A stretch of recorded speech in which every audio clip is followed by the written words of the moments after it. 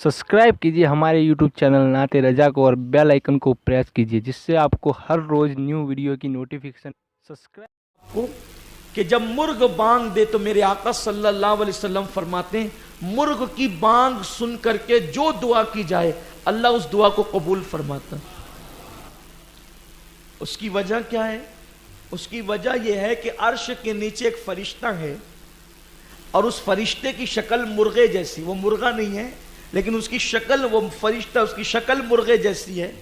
और जब नमाज का वक्त आता है तो वो फरिश्ता कहता है क़ूमू लिल्लाहि क़ानितीन, वो कहता है क़ूमू लिल्लाहि क़ानितीन, क़ूमू लिल्लाहि क़ानितीन। तो वो उस फरिश्ते की आवाज हमारी गलियों में चरने वाले मुर्गे सुनते हैं और वो उसकी आवाज में आवाज मिला के कहते हैं क़ूमू लिल्लाहि क़ानितीन। वो कहते हैं क़ूमू लिल्लाहि क़ानितीन और समझते हैं कि वो हम कुकड़ुक्कू कर रहा है। वो कुकड़ुक्कू नहीं करता, वो क़ूमू लिल्लाहि क़ानितीन कहता है। अब समझ में आया? इसीलिए फरमाया कि उस वक्त दुआ किया करो जब मुर्ग बांग दिया करे। अब यहां एक अकीदे की बात समझ लें, अर्श दूर है ना, कितनी दूर है? खला, आसमान, दूसरा, तीसरा, चौथा, पांचवा, छठा, सातवां, उसके बाद अर्श है। कितनी दूर है अंदाजा ही नहीं, सारे नाप तोल फेल है। लेकिन वो फरिश्ता वहां से बोलता है, ये मुर्गा यहां से सुनता है।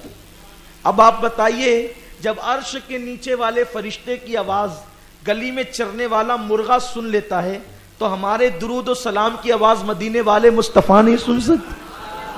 अरे अर्श ज्यादा दूर है या मदीने मुनव्वरा ज्यादा दूर है? बहरहाल मदीने मुनव्वरा जमीन पर है, कितना है, इंसान 4-5 घंटे में उड़ के पहुंच जाता है, लेकिन इंसान सारी जिंदगी उड़ता रहे अर्श पे नहीं पहुंच सकता।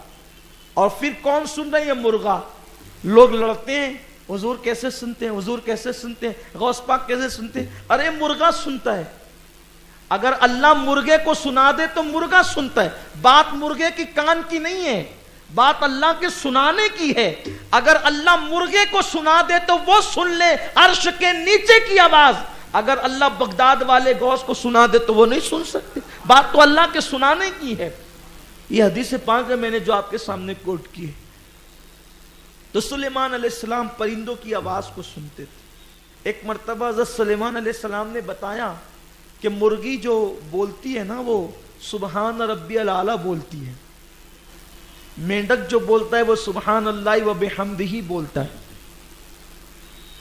इसी तरीके से परिंदे अपनी अपनी बोलियों में जब जो सुना आपने उसका तर्जुमा किया कि ये बोल रहे हैं।